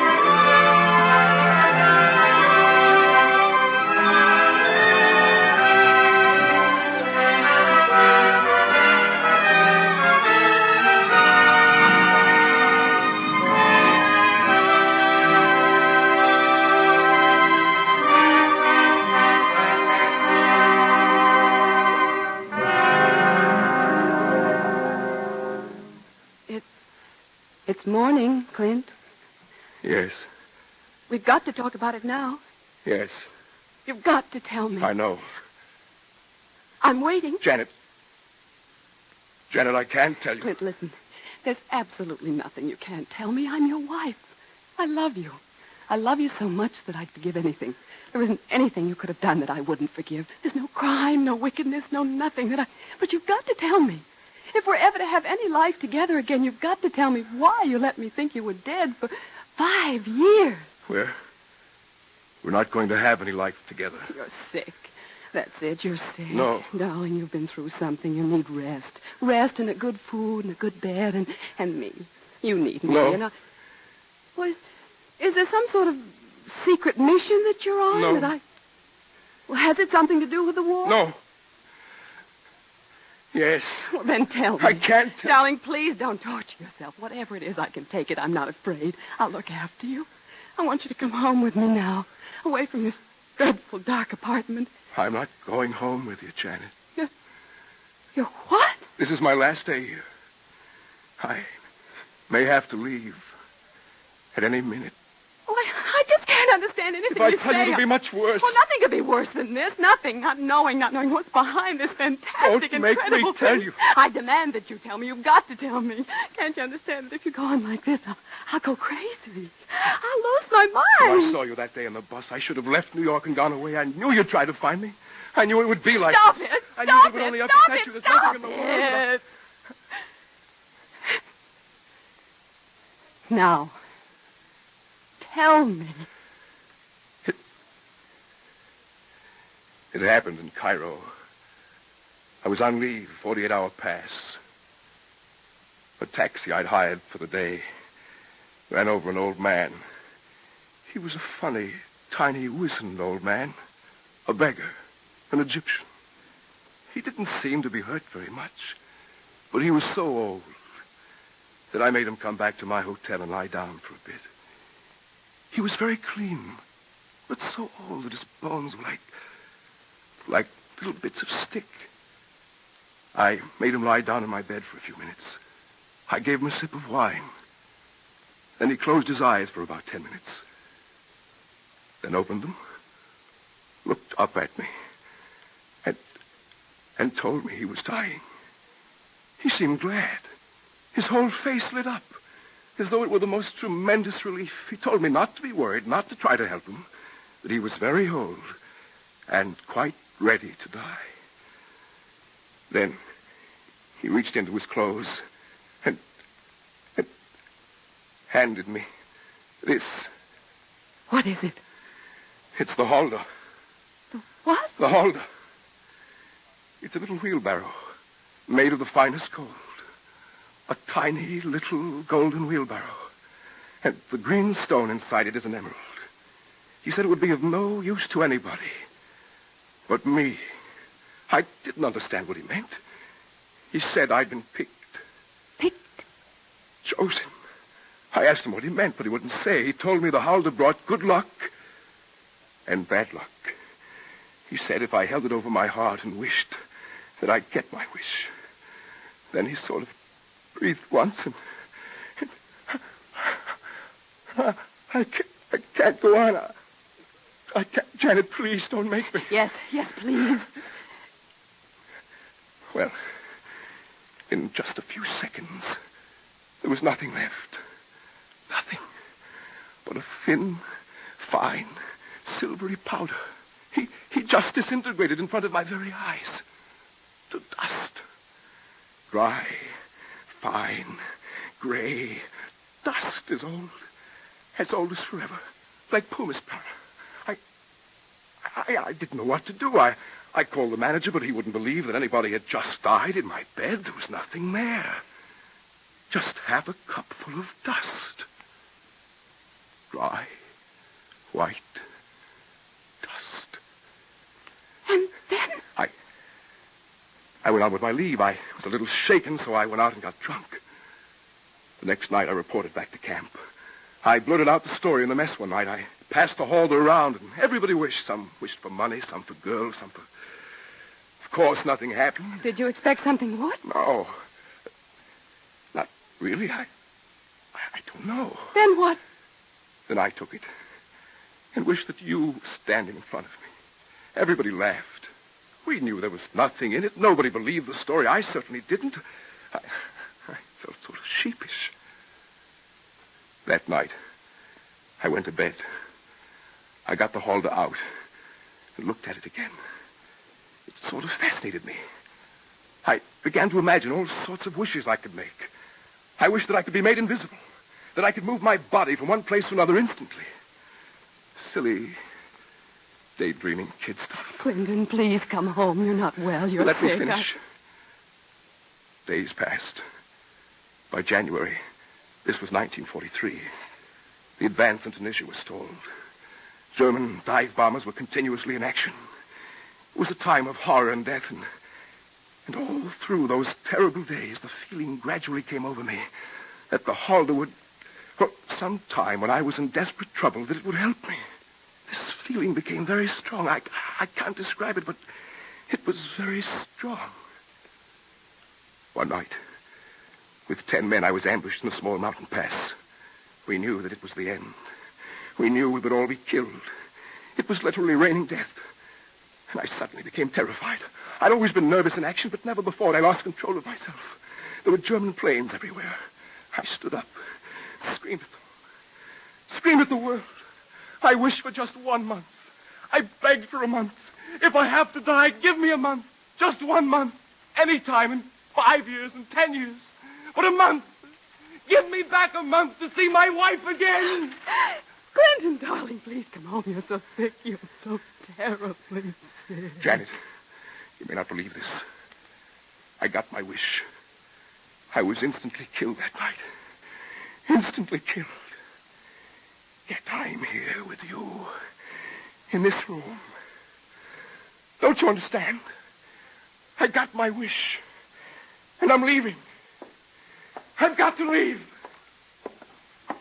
Clinton, stop! Where are you going? Janet, get away from that door, please. I don't want you to see this. What, Clinton? What is it? My month is up, Janet. I wished for a month back here again. I've had it. I've followed you in the daytime.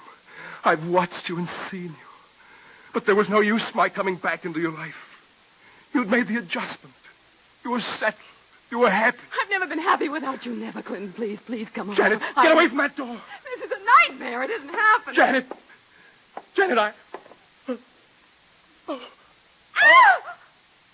Clinton! Don't do it, Clinton! Wait! No! Clinton!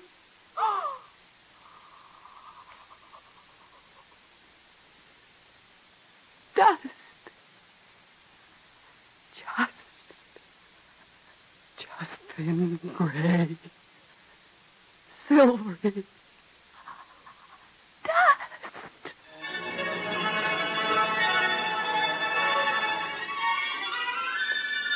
Somehow I got out of that room. Somehow I fought down the hysteria, the terror. I stumbled down the stairs, across the street, back into this horrible little hamburger place. I've got the Halder with me. I want to go with Clinton. If it worked for him, perhaps it'll work for me. I'm going to try. I just can't live without him. Oh, our loving Father, God in heaven. If this is a sin, forgive me, please. Please, God, forgive me. But I've got to go with him. I've got to go with Clinton. If I can. Joe, did that dame that was acting so queer leave without paying her check? Always the fancy dresses that are the cheapskates. Hey, Joe, you deaf? Come here. And bring a rag. There's gray kind of dust stuff all over the floor.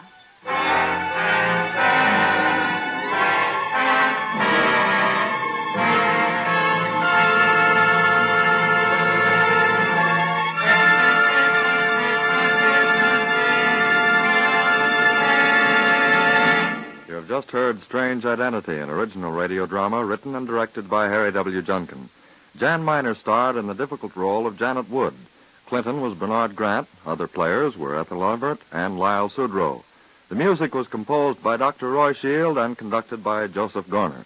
Radio City Playhouse is supervised for the National Broadcasting Company by Richard P. McDonough.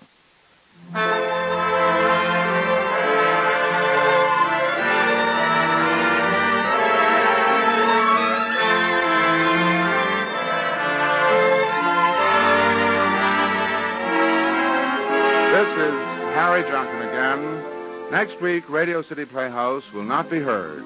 In its place, a special news program called Plans for the New Congress, presented under the auspices of the Democratic National Committee. The week after, Radio City Playhouse will be back as usual, and we very much hope you'll join us. Good night, everybody.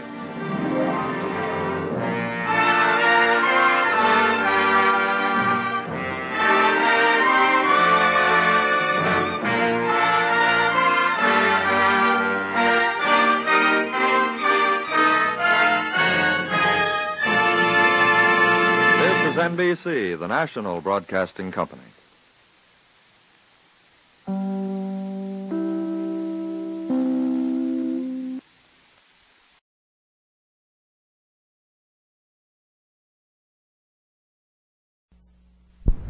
The CBS Radio Mystery Theater presents...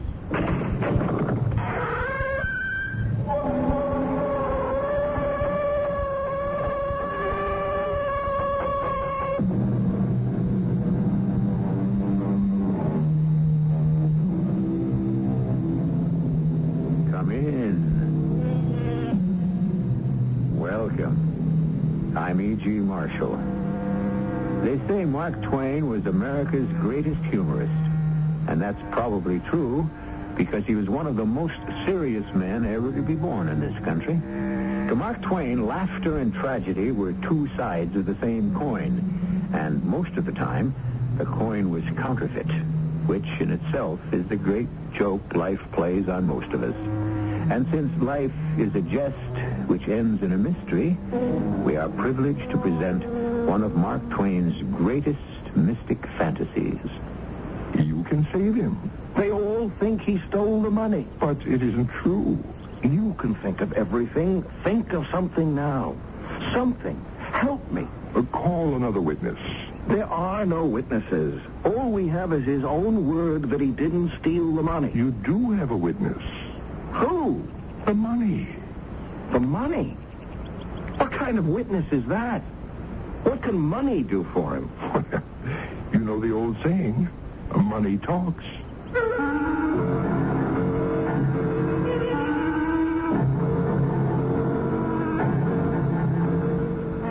Our mystery drama, The Mysterious Stranger, was adapted from the Mark Twain classic especially for the Mystery Theater by Sam Dan and stars Tony Roberts.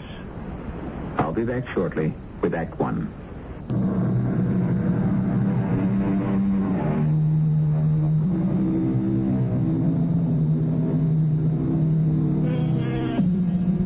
It is the winter of the year 1590, and we are in Austria, in a sleepy country village. Here, high in the mountains, there are still demons and evil spirits, and witches are burned at the stake regularly. But for most people, it is a calm place, a quiet place, a prosperous place.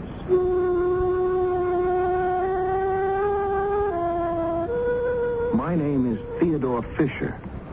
I'm the son of the church organist, who was also the leader of the musicians, teacher of the violin, composer of the hymns, tax collector of the commune, and in many ways, a useful citizen.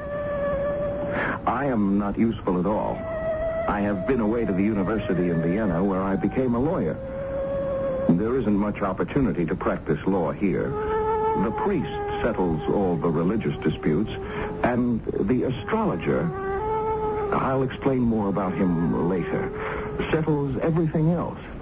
Well, it was a beautiful day, and my only annoyance was the fact that my pipe had gone out, and I had neglected to bring a flint with me. Good morning. Oh, good morning to you, sir. I'm sorry I seem to have startled you. Oh, it's quite all right. Is there any way I can be of service? Service? No, I don't believe so. There's nothing you require? Require? Oh. Well, I would like a light for my pipe. A little thing like that must not stand in the way of your happiness. May I? He took my pipe and you must understand this. How can I say it? He simply blew his breath on it. And the tobacco glowed red, and spirals of blue smoke rose from the bowl. I jumped up. Please, don't be frightened. But it was just a trick. A trick? Of course. What did you think? Well, a little conjurer's tricks. What else can you do? Anything. Do you remember when you were a child? You had a toy castle. There were knights and ladies in the courtyard and cannoneers along the walls. I do remember that. How would you know? Well, it's a trick. Now, let us build that castle, With what? With this pile of dirt. But what? Everything, everyone was dirt to begin with. Isn't that so, Theodore? How do you know my name? What's a trick? And really, there's absolutely nothing to it. All you do is take some dirt.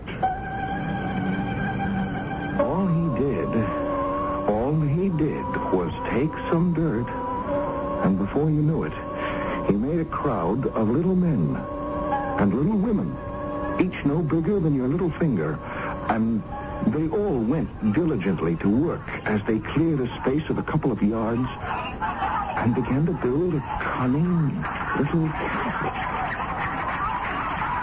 500 of these tiny but living, breathing people, swarming about, laboring diligently, wiping the sweat off their faces. I looked at the stranger and I asked, "Who are you?"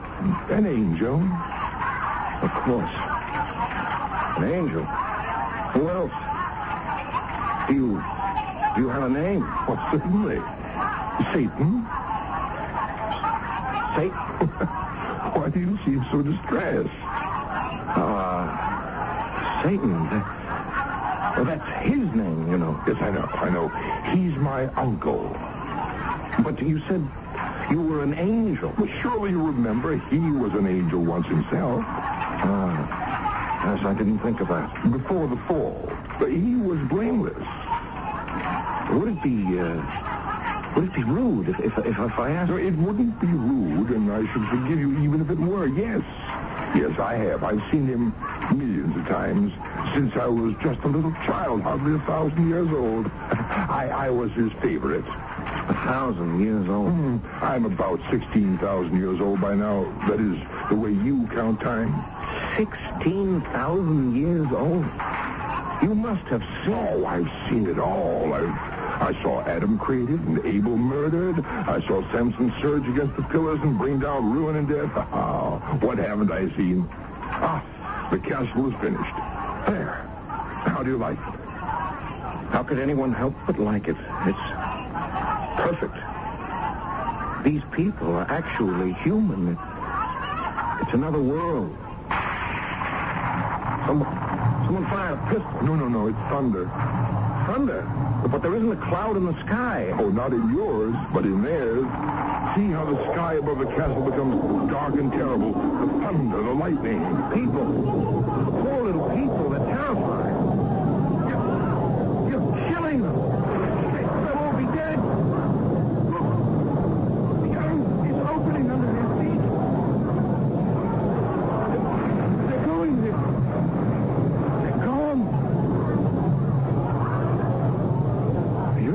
swallowed them up. They're all gone. Oh,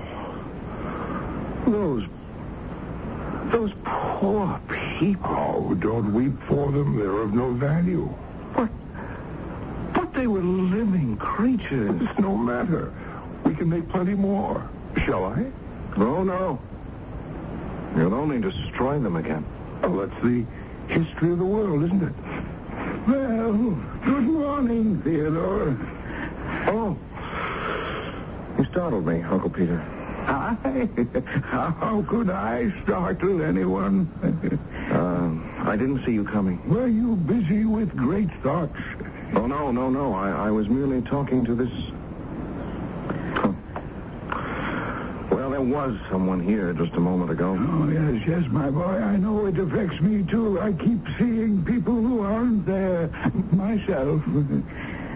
What are you doing here, Uncle Peter? What am I doing here? Well, something brought me here, but I can't seem to remember what.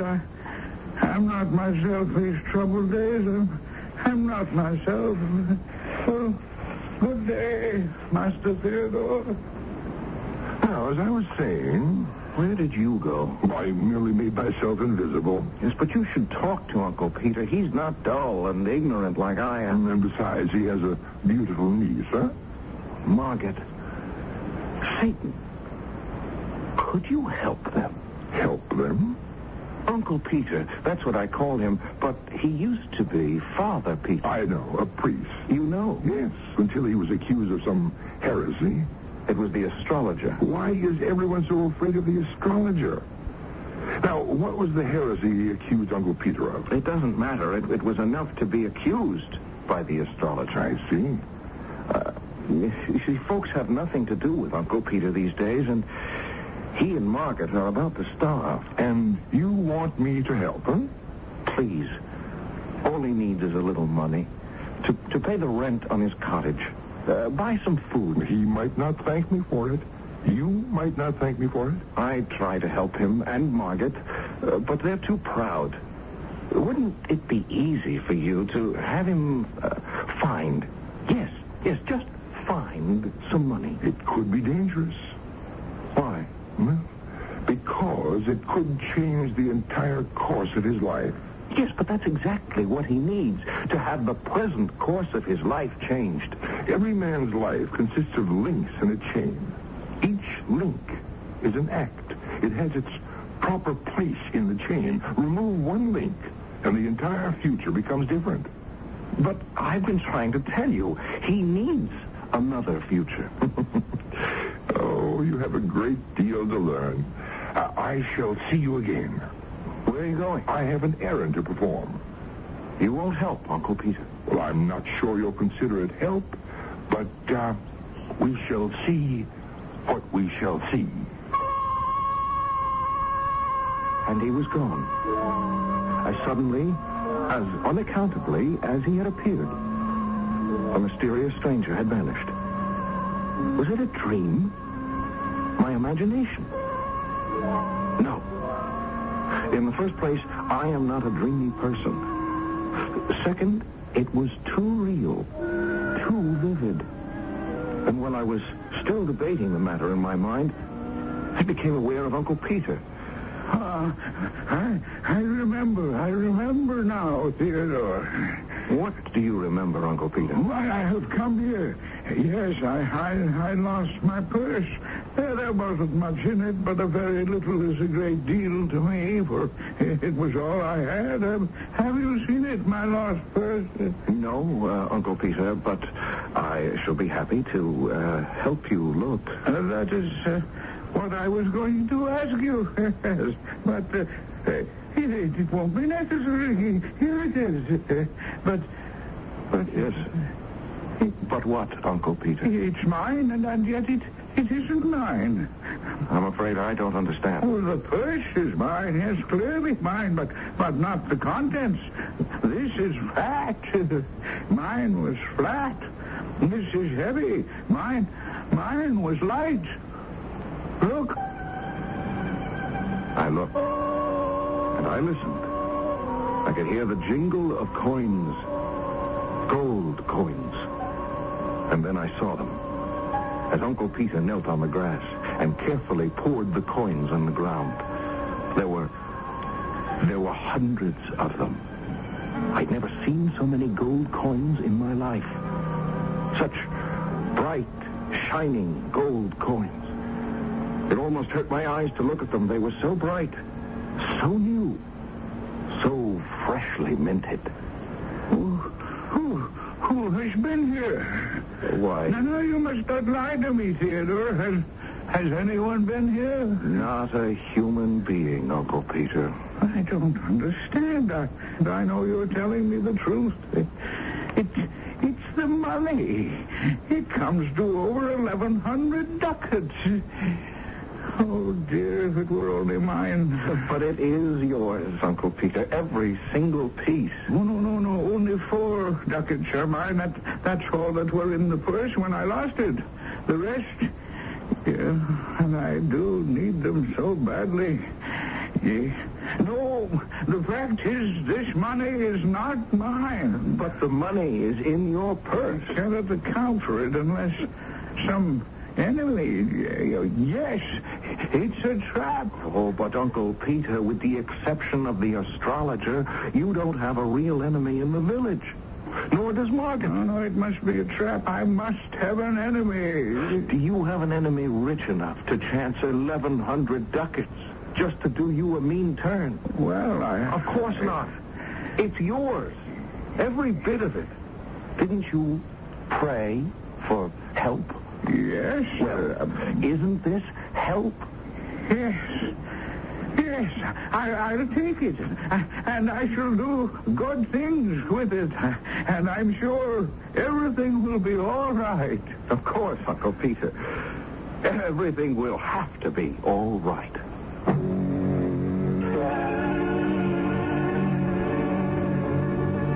But you know and I know that it's not going to be all right. People may get to live happily ever after in many of Mark Twain's stories, but getting there is usually quite a problem. Also, we've been chatting here about someone called the astrologer. He shows up soon to complicate matters. All in all, Act 2 will pose plenty of problems when it arrives here in just